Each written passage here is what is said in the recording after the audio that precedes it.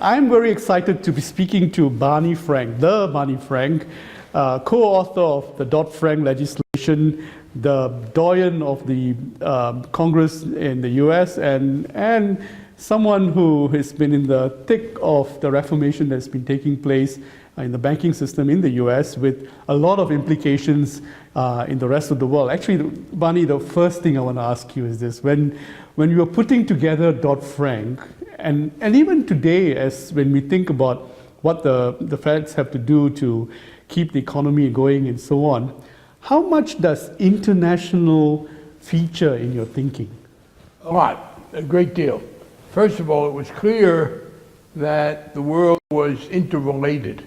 One of the points I make is that people said in 2008, when the crisis hit, oh, this could be almost as bad as 1929, 1930.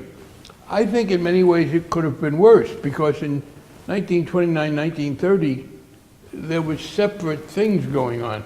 By 2008, the whole world was one grid. It was just one economy.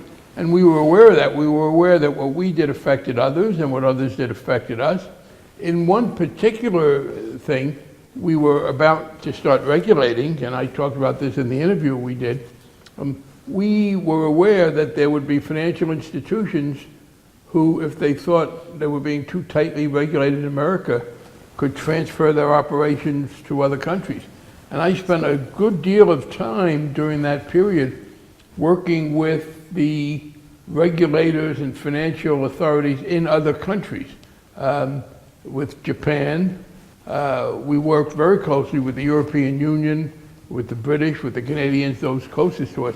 So we were very aware that we were in an interconnected situation. And one example that became controversial, we insisted on being able to regulate the activities of American banks through their foreign affiliates, because what happened to them there had a lot of impact on us. Right, but what's happened in the end is that it's the other way around. It's like anyone with a dollar clearing business, which is practically the rest of the world, it's like the blood that flows through our body system, is now subject to the American regulatory regime in a way. So unless you wanted to deal in another currency, all the things that the Feds have been doing in the last 2 years, taking to task foreign banks for information that they provide when they are clearing through the Fed system,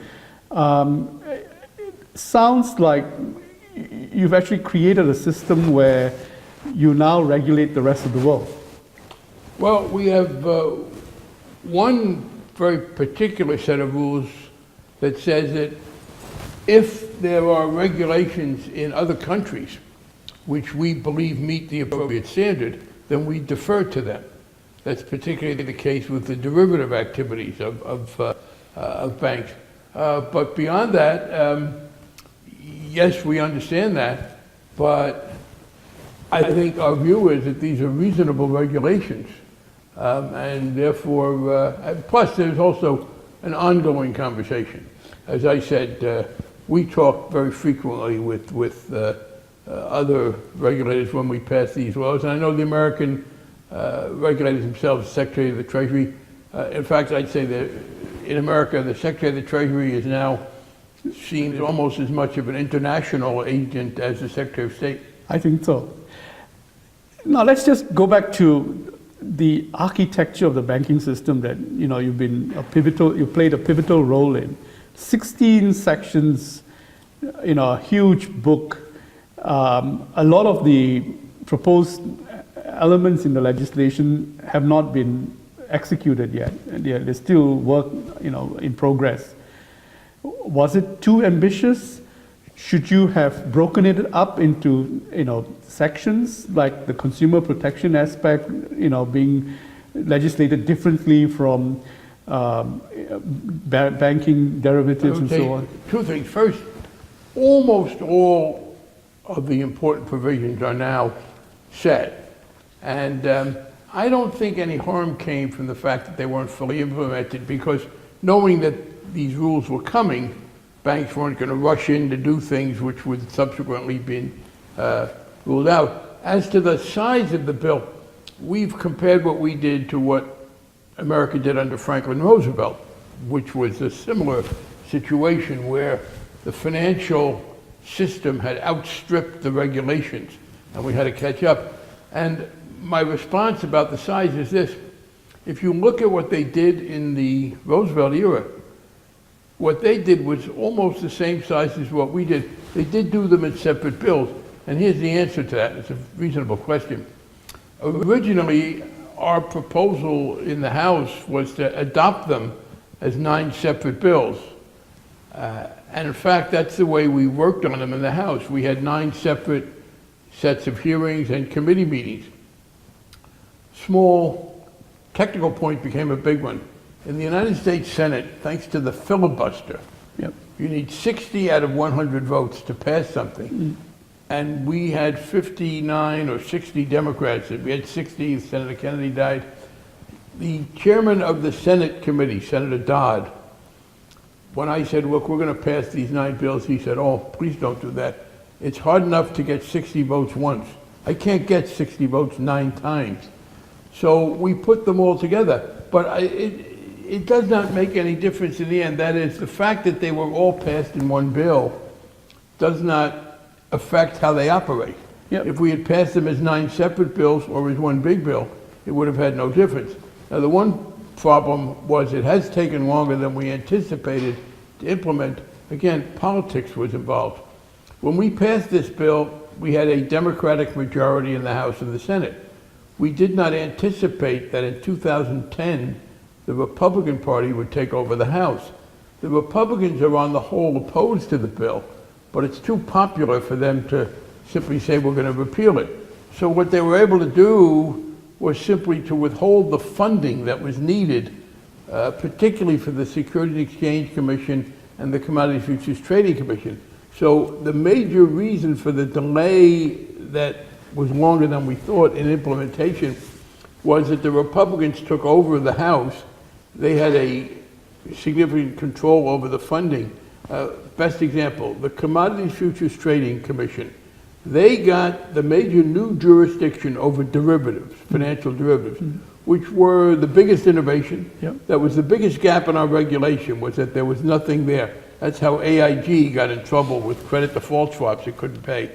The Commodity Futures Trading Commission, which has jurisdiction over financial derivatives with a notional value in the hundreds of trillions, their budget is $250 million. So what happened is the Republicans tried to slow it down. I think, and I know this answer is too long, let me finish it here. I think they thought they were doing the business community a favor by cutting off the funding, but many in the business community said no, because having these things drawn out and taking too long was not helpful.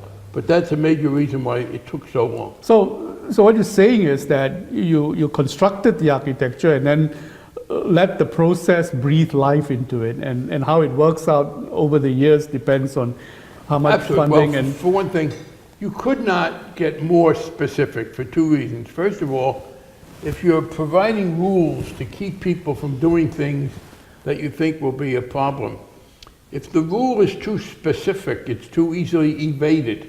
If you say don't do A, B, C, D, and E, they'll say, oh, we just did A, C, D, and E. We didn't do B. We can do it.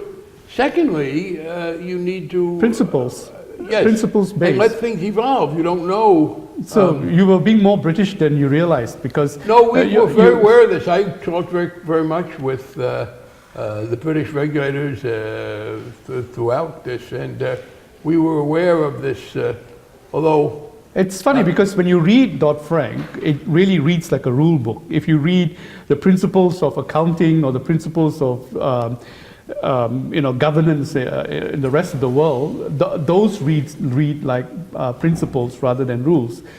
How comprehensive were you setting out to be? And is Dodd-Frank breaking at the seams somewhat today, given the fact that non-banks are coming into the picture? We have given them full power, the regulators, to deal with the non-banks. For one thing, for the first time, we adopted some rules covering hedge funds. But in the other areas, for example, the Consumer Bureau if you are lending money to consumers, you are covered. You can be called a bank or a lending company or as long as that's the business you're doing. Cirque Soleil, you're covered. Right.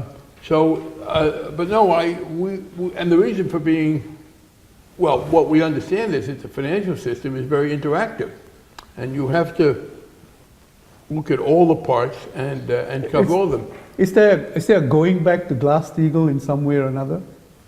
No, the Glass-Steagall became a symbol in America for people who don't like banks. First, no thoughtful person believes that if Glass-Steagall had still been in effect, it would have stopped the crisis. For example, I think the single biggest problem of the crisis was the ability to securitize mortgage loans. Well, you could have securitized mortgage loans under Glass-Steagall. In fairness to Glass and Steagall, they never heard of securitization. Subprime mortgages, those were not banned by Glass-Steagall. The whole question of derivatives, nothing in Glass-Steagall said, well, AIG, and in fact, let's go back, the first two institutions that caused the problem, Lehman Brothers and AIG, Glass-Steagall was irrelevant to them because they weren't banks. So what we have said is that, yes, there may well be institutions that are too complex and are doing too much. We have given the regulators the power to do this, but institution by institution, rather than across the board, with one exception, and that was the Volcker rule, Paul Volcker's rule. That does a part of Glass-Steagall, but not the other parts, and I don't see that it's necessarily a problem if a commercial bank also underwrite some IPOs. That was not the cause of the problem. Now, you probably had three constituents in the back of your head when you were crafting it. You had the consumer, you had the taxpayer, in that you don't want the taxpayer to be out of pocket because of banks, and then you had the institutions themselves. Did you have multiple constituents in your Yes, but I would that's a very good conceptualization, except I would make this substitution. Instead of the institutions, the third category, and really the most important, was the economy. That is, the institutions were the proxy for the economy. So yes, we want to do consumer protection, not related overall to the problem, although there was some interrelationship. The extension of mortgage loans to people who should not have been given them was both a consumer abuse and a systemic danger. Agreed. But yes, we worried about consumers.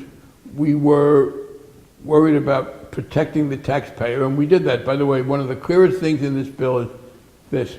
It is illegal now for the Secretary of the Treasury or the Federal Reserve to pay the debts of any institution that can't make it on its own without first putting the institution out of business. And secondly, and this is something that's not noticed enough, any money that the Secretary of the Treasury advances to prevent a thing just spinning out of control, he is mandated by law to recover from other large financial institutions. So the taxpayers are completely protected. The consumers get a great deal of protection into this new bureau. But the main purpose of this was to protect the economy, the system, and the basic point was that we did say financial institutions could not be trusted to be left entirely on their own in deciding how much debt to incur and how to be able to provide for it. And that was a systemic concern. So you're right, it was focused on the institutions, but the institutions as the proxy for the economy.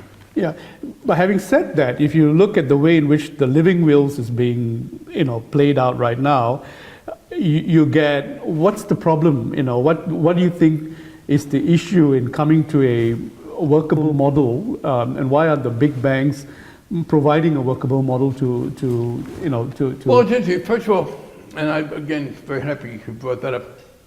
There are three levels of protection for the system, the point I was just talking about. First is we want to prevent large financial institutions from incurring more debt that they can pay off.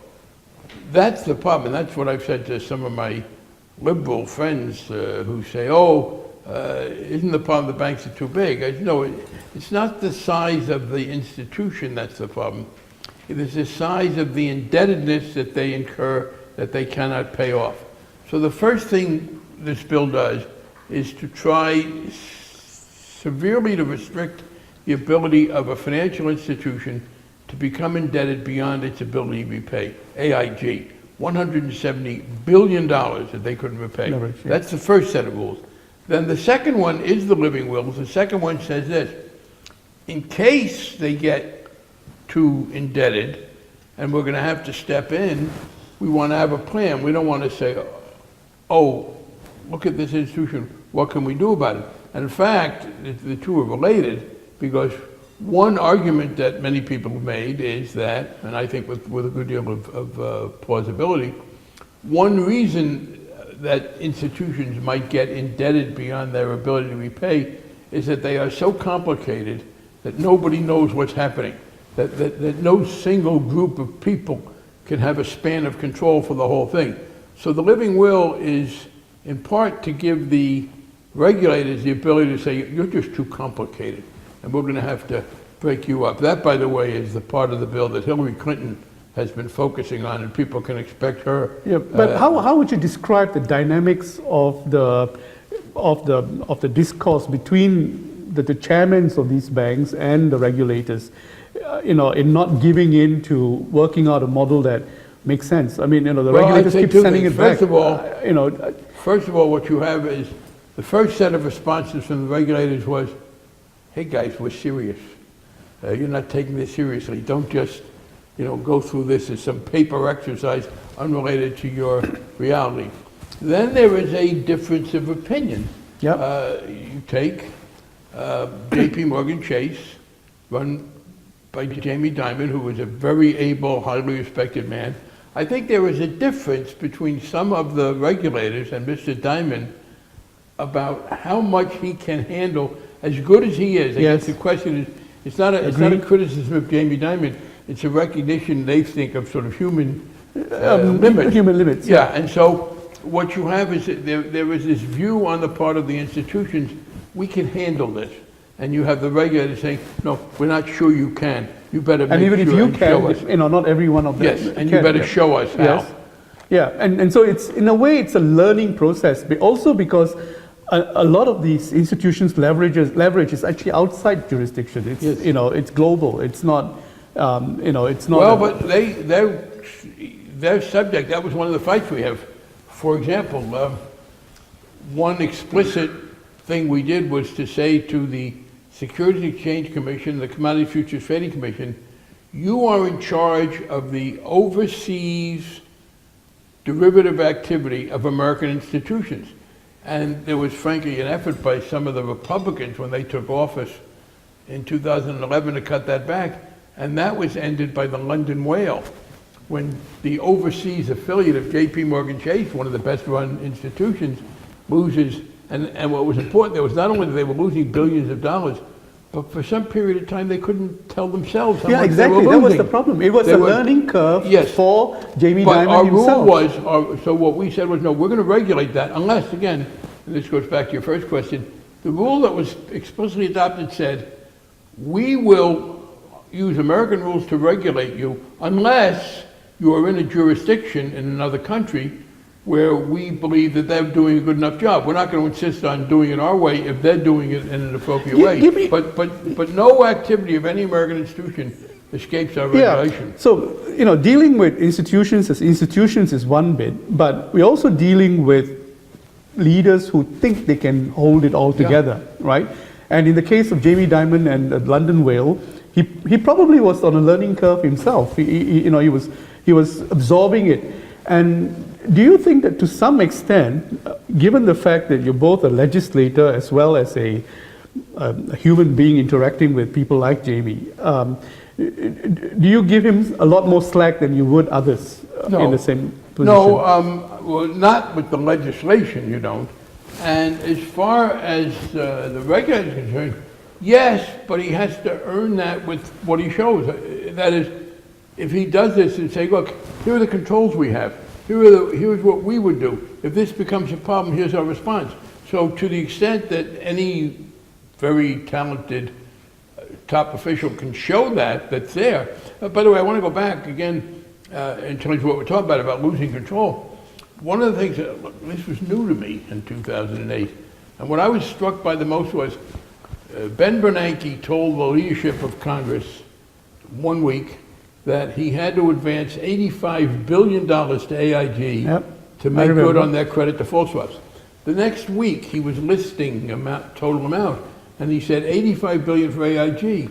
We said, oh no, you told us that last week. His answer was, oh no, this is another $85 billion. AIG not only was $170 billion short of being able to pay off its obligations, it had no idea how much it owed. So that's what we said we had to step in. And part of the idea of the living will is to say, frankly, we don't think you've paid enough attention. And the living will is a way to also get them to pay attention. But finally, as I said, it's the second stage. If we reach the point where we, short of dissolving the institution, we would like to cut it back, the living will is a way to do that. You know, on hindsight, do you think that the US Congress will have the appetite to save another AIG in the future?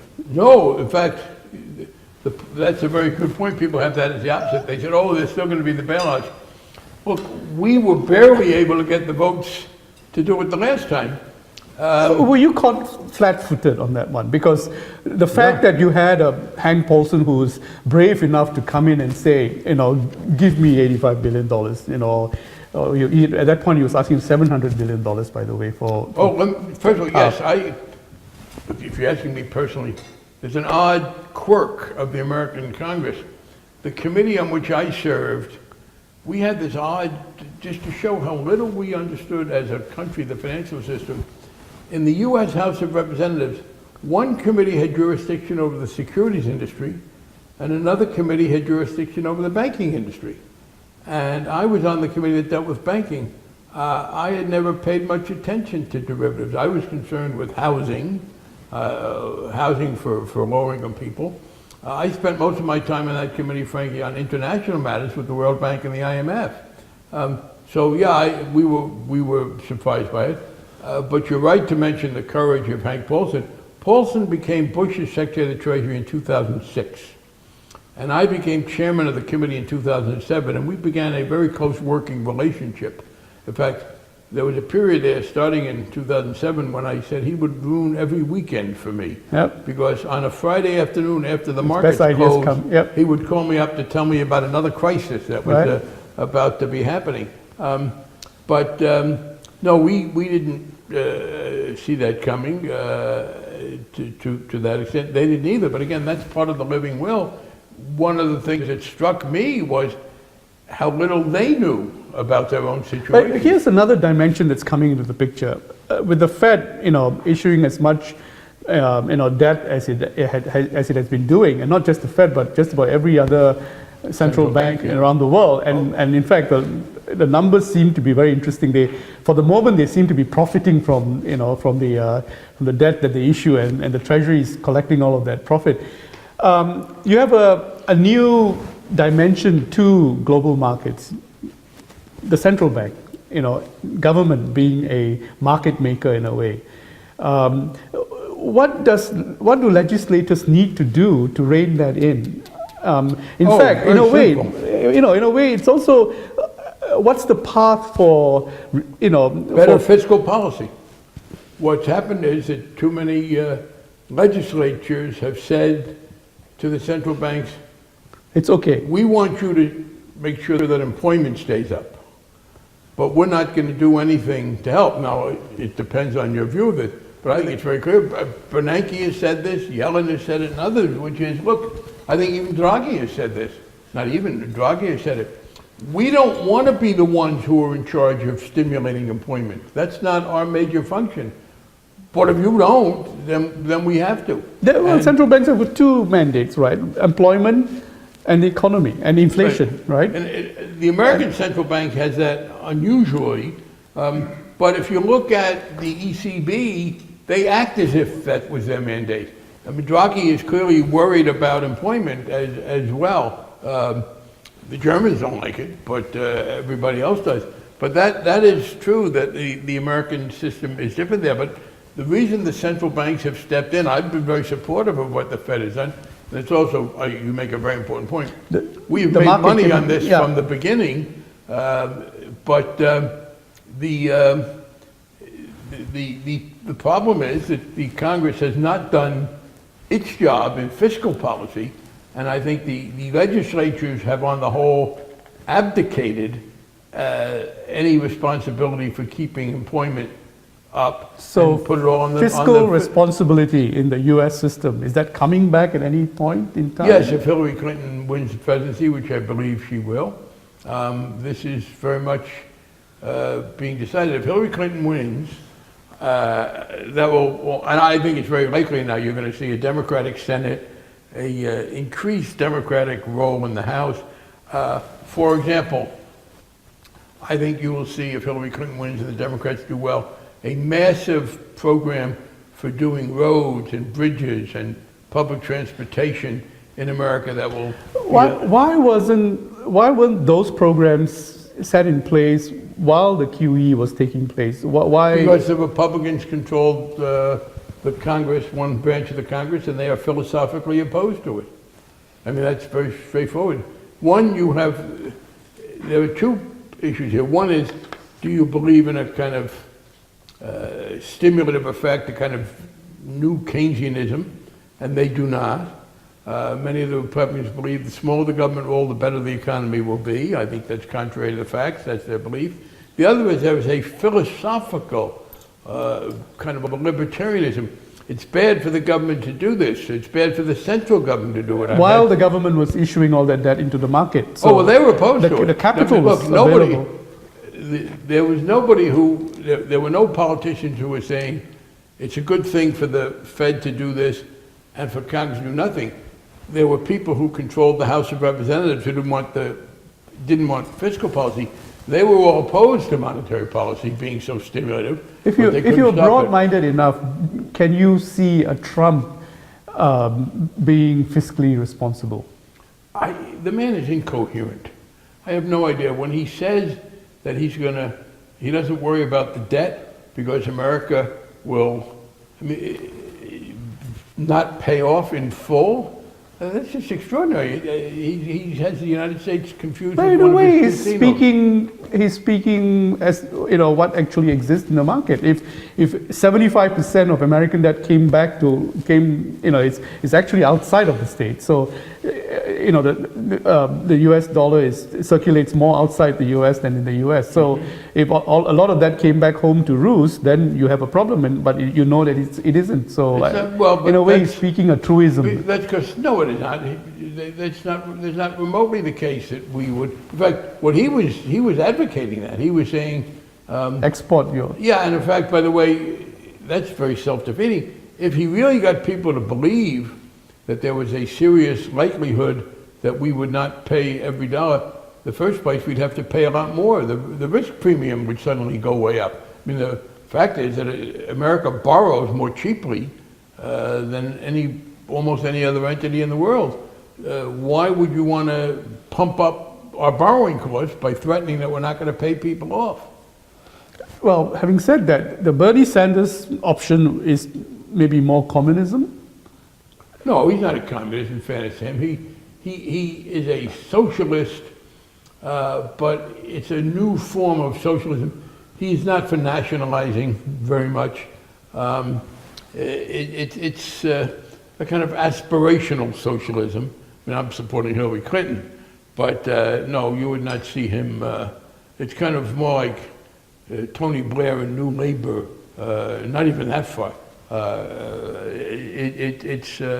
But what do you think the ground is asking for when you look at this phenomenon of the kind of support that a Trump gets, the fact that there's nothing that people are asking for. They are angry, and I do think, and this is something that the financial community has to take into account. There is this anger, and it's undeniable, given the nature of the world. Inequality in the developed world has greatly exacerbated, to some extent elsewhere as well, in China. But what you're getting is anger at the fact that people's incomes are not rising. Here's a judgment on Dodd-Frank. From between 2000 and 2017, the FDIC approved 159 new banks. Between 2000, you said 17. That can't be. Sorry, 2000 and 2007, sorry. Yeah. 159 new banks. 2012, it only approved 10 new banks. No, there were only 10 applications for new banks, 4 approved, 1 which was a credit union being upgraded. This pushback or this pullback from, from being interested in the banking business in itself, where do you think it's coming from? I think what you had in 2000 up till 2007 was that we made banking too easy, especially, here's the situation. You had a situation where, thanks to securitization, the quantity of loans you made became more important than the quality of loans. So you could get into the business of lending people money without regard to whether or not they were going to pay you back, because you could then package it into a security, get a rating from the most irresponsible of the entities. They're the rating agencies. The rating agencies just sit there making stuff up, giving AAA ratings to junk. So that, I think what happened was the banking system expanded too much because it was making loans that should not have been made. But going forward, in terms of what you see evolving around the world, the move towards becoming more conservative, and as you said, the anger that's being expressed, what do you think politicians should do? What do you think? Okay. First, I would say, in America, it's not moving more conservative. In America, I think you're going to wind up with a Democratic victory, and the anger, the populism has both a left and a right aspect. You do have. In fact, I find it difficult to label it left or right. Well, you have Syriza in Greece. You have, what is it, Podemos? My pronunciation of English isn't that great, so God knows what I'm doing to other languages. But you have this in Spain. What politicians have to do, I think, is to do a better job of seeing that the increased wealth is distributed less unfairly. And I think that's the key. Trade is an example. And I've been skeptical. Well, I've held this position since I first got to Congress. And I voted against NAFTA. People just made this as if it was either or. Is trade good or bad? And the answer is yes. Trade is good for the overall economy, but in developed countries, certainly in America, it has the effect of shifting from the lower income people to higher income people, from people who were doing basic manufacturing to people who were into the intellectual property side. And what we need to do is to even put in public policies, right, that take some of the increased wealth that you're getting from increased technology, from the globalization process, and provide it to people who are not going to be doing as well. And not just not doing as well, but who are hurt by it. Do you conceptually accept that there will come a time when America will not be the greatest country in the world, not because it's not trying hard enough, but because a lot of the mechanics are changing. Automation, for example, and robots. Doesn't bother me in the slightest. Let me just say, when you say greatest, you mean most powerful, largest. Yeah. Well, it's many things, isn't it? Because I think. Look, I welcome that. I mean, this notion that we must be the leader of the world. Why? I think I think people in Norway and Denmark should be very happy. No, I think look, America got into that sort of out of necessity. My focus is on making things as good as they can be in America. If it turns out there's another country that surpasses us in GDP per capita, why would I be mad at them? Why would I be unhappy? Because they do, or China. Yeah, at some point, China's GDP will be greater than America's. Well, not Of because course, it should be. not because of its own, reductionism, but it's more, the rest of the world looks at America for a number of things. We look to America where freedom is taken to its logical extreme, and then a lot of the good that comes out of that. A lot of people look to America for how capital is formed and deployed and changed as we go along. A lot of people look to America for the way in which ideas are created and so on. And in a lot of ways, we don't want any of that to Oh, I to agree lose with its you, momentum. but I want to judge those in the absolute, not in the comparative. Look, and to go back to your question about, am I worried about America's relative standing in the world deteriorating? Yes, it should. It's artificial. America became this colossus because we emerged from World War II. As the reluctant As the- savior. Well, here's what happened. Every developed economy in the world, even the semi-developed economy in the world, was devastated by World War II. America gained from World War II. Now, obviously, there was a great loss of life, but our productive capacity, and it's like Piketty talks about, les 30 glorieuses. From 1945, well into the 70s, and really until OPEC came up, America had an unrealistic dominance in the world. We could make anything and sell it anywhere. And yeah, it was never going to be, nor should it be, that forever our small percentage should be so dominant. But I don't want to see a deterioration in the absolute, the things you talked about, how sensibly to formulate capitalism, our freedom, our intellectual property. I would like to add to that a fourth, which is doing a better job of distributing that in a less unequal way. But I want to continue those things as themselves good. Whether another country exceeds us in that regard, good luck to them. Why would I begrudge them what I want for my own country? How do you read China? Sadly, there has been for years these hopes that the internet or economic development, because you mentioned freedom first, and I appreciate that you did. China appears, unfortunately, to be diminishing freedom. The notion that a capitalist economy, a market economy, the internet, that's going to lead to more freedom.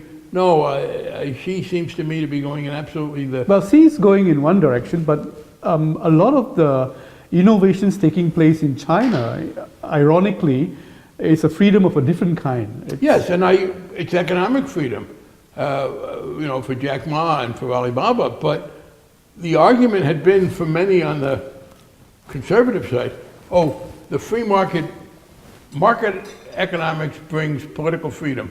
Unfortunately, it doesn't. I wish it did. So I read China as obviously doing better economically, although, in fact, I think China is a reminder that the market has a discipline that you should not ignore, because China clearly tried to force the pace, and I think this is causing them some problems. But my great sadness is that Xi is going in the direction of basically saying we can make progress in economic freedom to a great extent, but at the same time diminish intellectual and political freedom, and I'm sorry to see that. I've asked you all these questions in the context of you being a lifelong, a career congressman whose first job is really to mobilize your own people.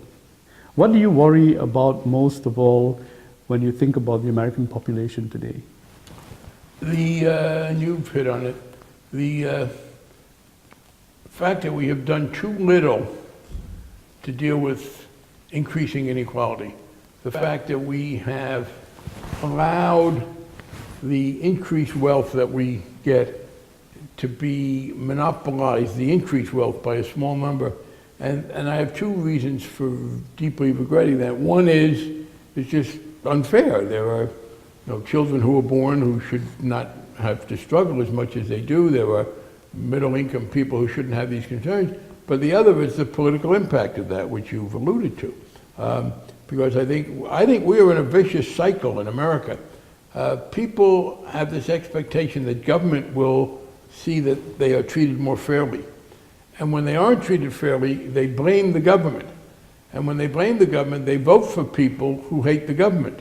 And the more they vote for people who hate the government, the less likely it is that government will make things fairer. And the less likely it is that government makes things fairer, the more they vote for people who hate the government. And that is a vicious cycle that we have to break. Barney Frank, this conversation could have gone in any direction, and there's a lot of wealth to be drawn from, from the experience you've had. Well, I appreciate the questions. I thought they made me think. Thank you very much. Excellent.